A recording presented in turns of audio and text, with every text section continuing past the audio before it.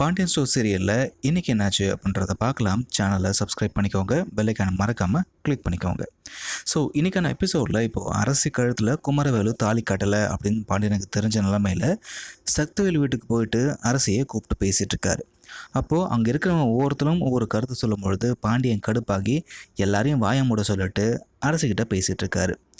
எதுக்காகமா நீ இந்த நேரத்தில் இவன் கூட இருக்கணும், என்னை பற்றியும் குடும்பத்தை பற்றியும் யோசிச்ச நீ உன்னை பற்றி யோசிக்காமல் விட்டுட்டியே அப்படின்னு ரொம்ப பாசமாக பேசிகிட்டு இருக்காரு. அப்போது இந்த குமாரவேலுவை நான் பழிவாங்கத்தான் இப்படி ஒரு முடிவு எடுத்தேன் அப்படின்னு என்னை மன்னிச்சிருங்கப்பா அப்படின்னு அரசியும் மன்னிப்பு கேட்குறாங்க. அந்த சமயத்தில் அப்பத்தான் என்ன பண்ணுறாங்க, ஸோ நடந்து போச்சு, குமரவேலுக்கும் அரசிக்கும் நம்ம எல்லாம் சேர்ந்து கல்யாணத்தை பண்ணி வைக்கலாம் அப்படின்னு ஒரு ஐடியா கொடுக்குறாங்க. இதை கேட்டதுமே பாண்டியனுக்கு இன்னும் செம்மையாக கடுப்பாகுது. இப்படிப்பட்டவங்க கூட என் மக வாழறதுக்கு அவள் என் கூட வீட்லேயே இருந்துடலாம் அப்படி மாதிரி சொல்கிறாரு. அதுக்கப்புறமா அரசியை என் கூட வீட்டுக்கு வா அப்படின்னு பாண்டியன் கூப்பிட்றாரு.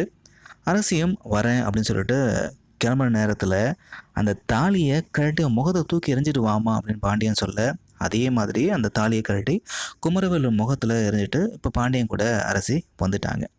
ஸோ இப்போ எல்லா உண்மையும் தெரிஞ்சிடுச்சு. இதுக்கப்புறமா இதுக்கெல்லாம் மூல காரணமான சுகன்யாவோட முகத்திரை வெளியே வருமா வெளியே வராதா அப்படின்றது தான்.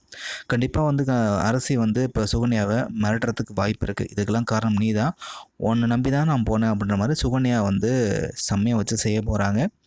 ஸோ இதுக்கெல்லாம் காரணம் இந்த சுகன்யா தான் அப்படின்ற விஷயம் தெரிய வந்துச்சு அப்படின்னா பழனிவேலு இந்த சுகன்யாவை வீட்டை விட்டு துரத்துறதுக்கும் சான்சஸ் இருக்குது. ஸோ என்ன ஆக போகுது அப்படின்றத வெயிட் பண்ணி பார்க்கலாம்.